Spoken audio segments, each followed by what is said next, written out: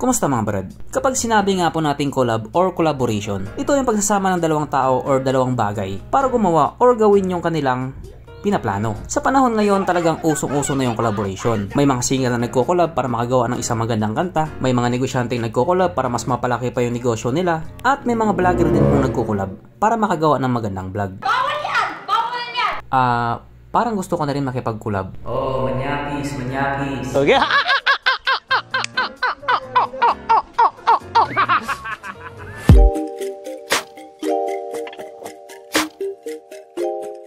Pero syempre bago tayo magpatuloy, kung bago ka pa lamang napadpad dito sa aking walang kwentang channel, huwag ka na mag-subscribe.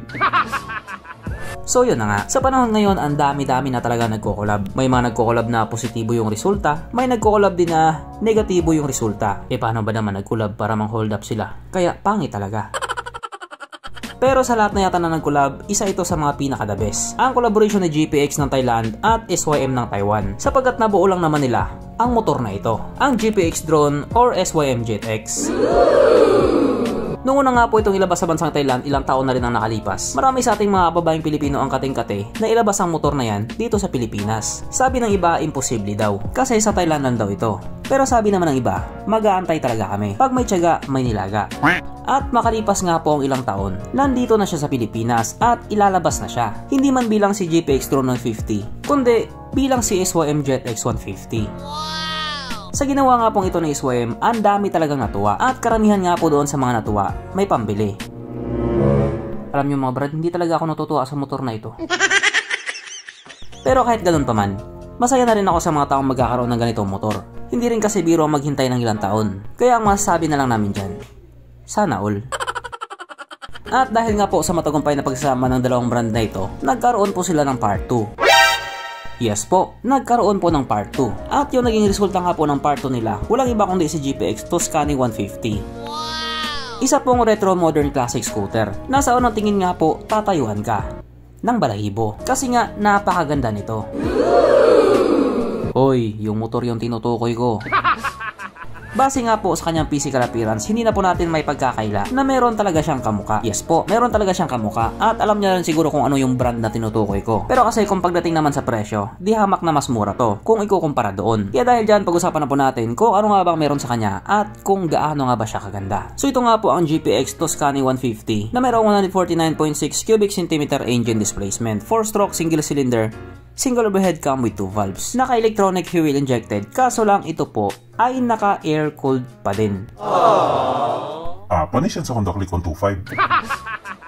Ang kanyang operation ratio 10.7:1. Kaso lang wala pa po silang declaration pagdating sa kanyang power. Power? De joke lang. Ang kanyang tangke ay kaya magkarga ng 5.7 liters fuel tank capacity at wala pa po tayong idea pagdating sa kanyang fuel consumption. Ang sukat ng kanyang gulong 110/70/12 sa harap at 120/70/12 naman sa likuran at pares na po itong naka-tubeless. Pagdating naman po sa kanyang braking system, ito po ay naka-disc brake sa harap, naka-disc brake sa likuran at wala po itong ABS. Pero meron siyang CBS or combi brake system. Para sa akin kahit hindi siya naka-ABS as long as naka-disc brake yung sa likuran, goods na goods talaga yun. Ang kanyang seat height ay may taas sa 780mm at 101mm naman ang kanyang ground clearance. At mapunta na nga po tayo sa iba pa niyang mga features. So mga ilaw nga po sa motor na ito, naka-LED na po lahat. Yung kanyang headlight, obvious na maraming kamuka. Pero pagdating naman sa kanyang mga signal lights, napaka-astig ng mga positioning. Ang kanyang gauge panel, naka full digital po ito. Modern na, classic pa. So bali ang motor nga po na ito ay nilabas sa dalawang variant, ang standard at ang keyless. So bali yung isa disusi lang talaga. Samantalang yung isa naman naka smart key system na. Nanilagyan nga din po nila ng anti-theft alarm na kung sakaling may gumalaw sa motor mo, tutunog siya. At ganito yung magiging tunog niya. Inuti! Bugo! Tatanong mo! Kalbo sa presyo! May laki na kabambog sa ulo! Kaya pag narinig ng magnanakaw yun, matatakot na sila.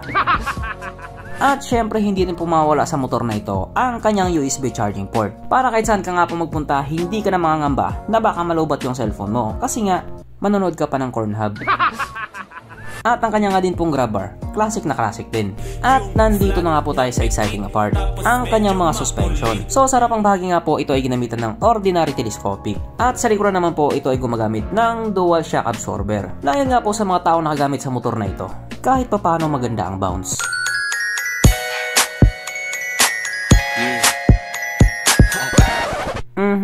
Panigurado. Wala na namang nalungkot. At dahil wala nga pong nalungkot, alamin na po natin kung present nga ba sa motor na ito yung tatlong pinaka-importanting features. So una na nga po dito ang kanyang lagay ng istalyon. Sa unang tingin parang meron siyang ganon, kaso lang doon po nakapwesto yung kanyang tangke. Kaya dahil doon, wala po siyang ganon. Wala siyang lagayan ng istalyon. Pero meron po siyang sabitan ng andox. At oras na nga po para sa ating Red Horse check ang pinaka-importanting feature sa isang motor. At ayon nga po sa aking masusing pag-aanalisa, ang motor na ito ay kayang magkarga ng 2 kahong Red Horse at kasya pa isang kahon sa kanyang underseat compartment.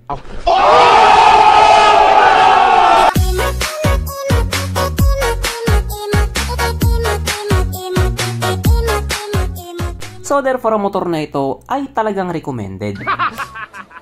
Ang presyo nga po ng standard ay nagkakalaga ng 59,900 Thai baht. Na kung i-convert nga po natin into Philippine peso, ito po ay papatak ng 96,000 pesos. At yung naka-smart key naman ay nagkakalaga ng 63,700 Thai baht. Na kung i-convert nga po natin into Philippine peso, ito po ay papatak ng 103,000 pesos. So maaaring iba tataas ang kilay at sasabihin, ha?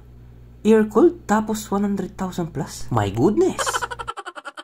Mga brad, ito po kasi ay isang retro modern classic scooter. At ito pa po ay collaboration ng dalawang malulupit na motorcycle company. At kung titignan mo din yung presyo ng kamukha niya na gawang Italia, nasa 1/4 lang yung presyo niya. Kaya para sa akin yung presyo niya, reasonable naman. Ang hindi ko lang maintindihan, bakit kasi naka-air-cooled pa din? Pero for sure, magkakaroon din naman ito ng upgrade in the future. At sa mga panahong yon, panigurado naka-liquid cooled na siya.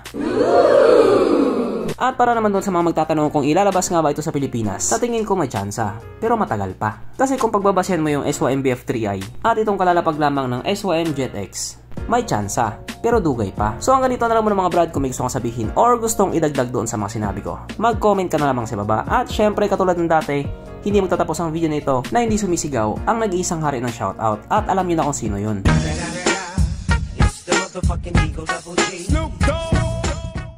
So, shoutout nga pala kay John Mike. Shoutout kay Sunny Ganancial. Shoutout kay Andy Asombrado. Shoutout kay Ken Jimenez at pati na rin kay Kuya Jerry. Shoutout kay Mark Cañete. Shoutout kay Cristonino Corpus. Shoutout kay Cycle of Life. Shoutout kay Gian Martin TV. Shoutout kay Kuya JC. Shoutout kay Christian Humawan. Shoutout kay Mark John Lee de la Cruz. Shoutout kay Carlito Carpio. Shoutout kay Jonas Asoy. Shoutout kay Benedict Ancheta. Shoutout kay JCTV. Shoutout sa Makato family. Shoutout kay Perfecto Apelido. Shoutout kay Randy Agustino at pati na rin sa kanyang asawa. Shoutout kay NJ. Shoutout kay Julian Trempeña. So ganito na lang muna mga brad, at muli ride safe, stay at home at stay safe, at syempre, stay alive, bye.